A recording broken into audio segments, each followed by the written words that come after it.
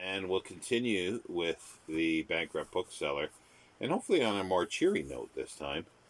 A bookseller analyzes himself. Last night there were fireworks in the street, and I slept badly. How I hate noise. I do agree, Bankrupt Bookseller. Um, Let me start that again, though. Last night there were fireworks in the street, and I slept badly. Now, how I hate noise. It was the war that brought it home to me as an intense conviction.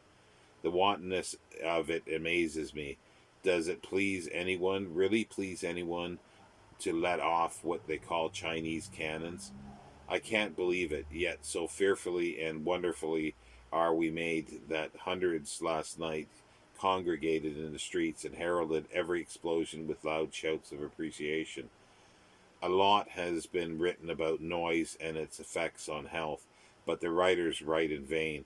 Every day the world around me becomes more and more a melange of changing and banging, clanging and banging, of shouting and grinding, of barking and groaning, of chattering and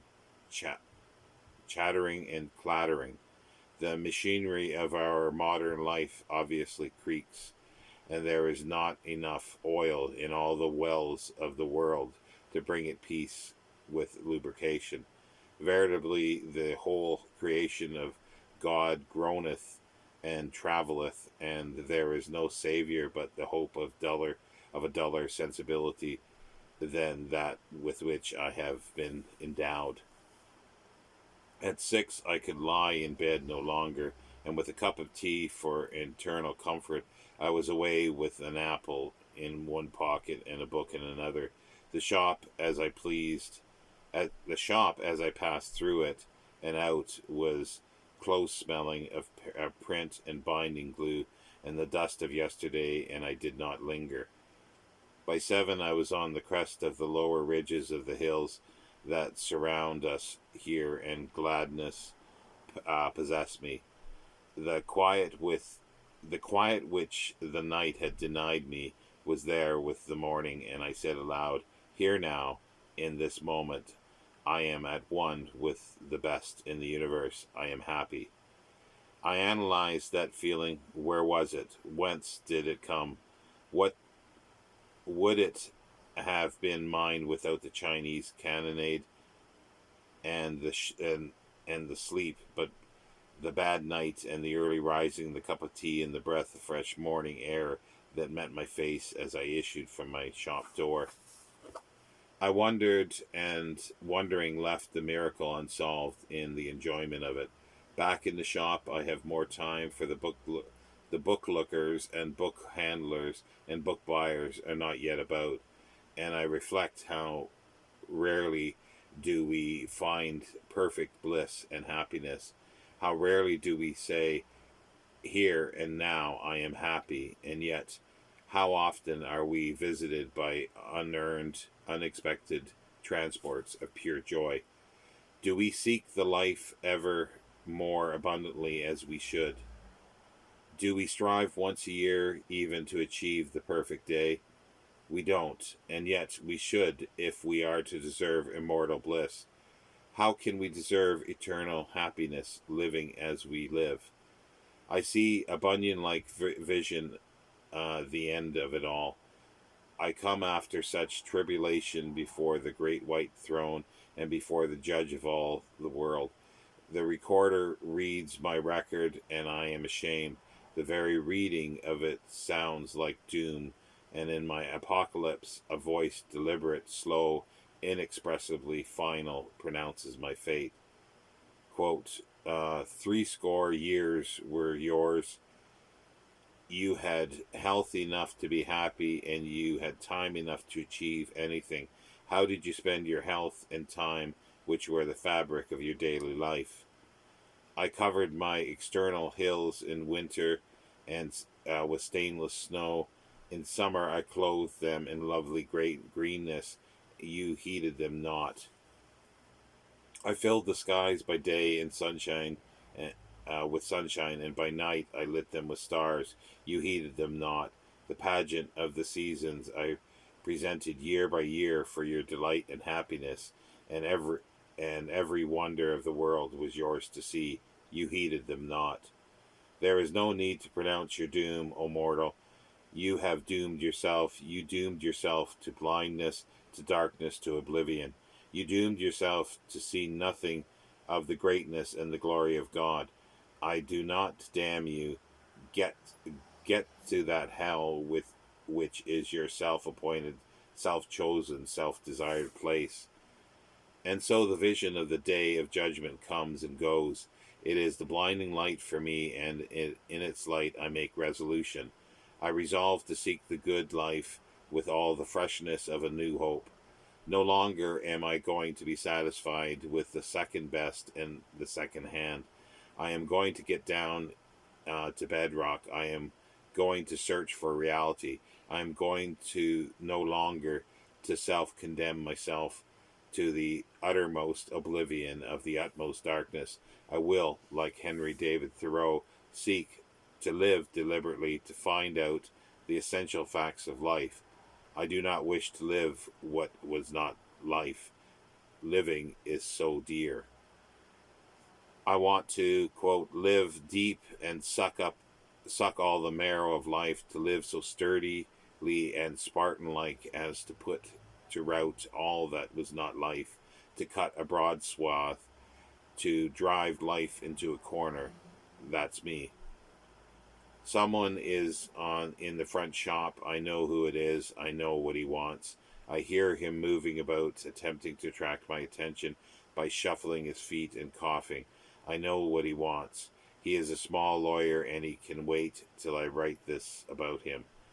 He is developing schemes to buy up estates cheaply and cut them up and sell them to town dwellers, small farmers, and the like. He is an immortal soul of God. He is an immortal soul, and God will damn him for what he has, for what he is making of his life.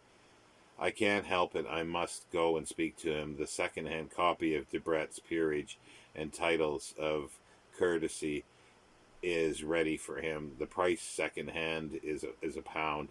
It is cheap, and he will take it. That was all in the morning at the beginning of the day. Now it is 9, and I'm an entirely different creature from the man who looked down on the collection of halls, houses, churches, and slums in which I live and have what may be called my being.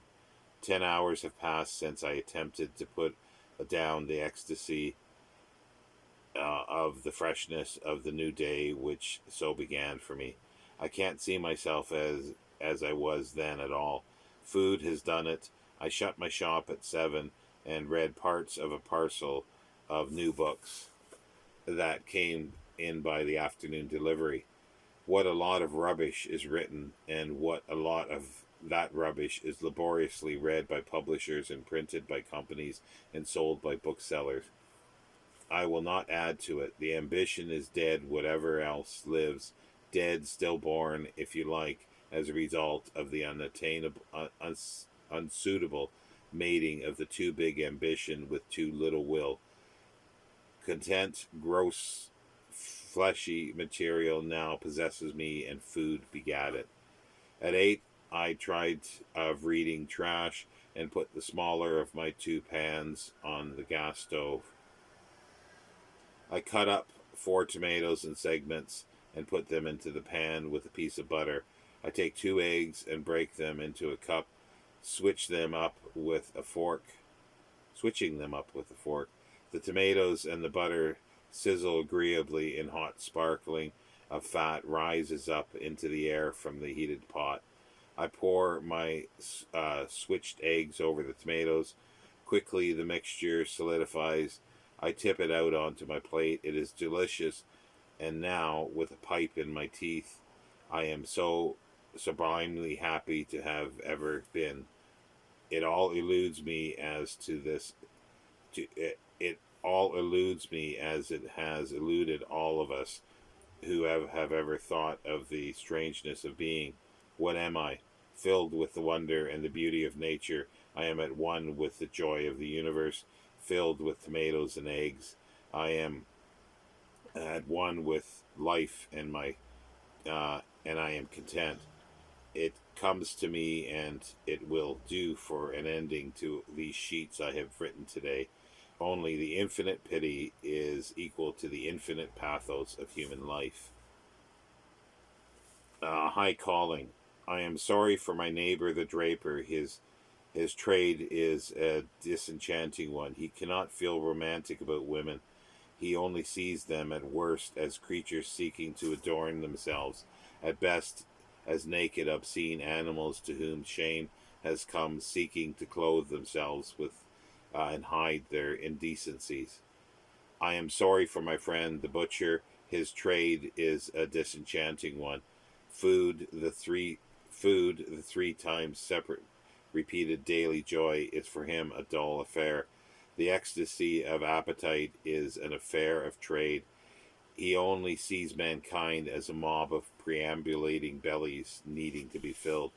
I am proud of my trade of bookselling. It is enchanting. It is romantic. It is as wonderful as the world, and it's illimitable as the universe. It makes lovely women lovelier. It makes the commonest victuals, the very food of the gods. It is a high calling. And we'll end it there and continue tomorrow.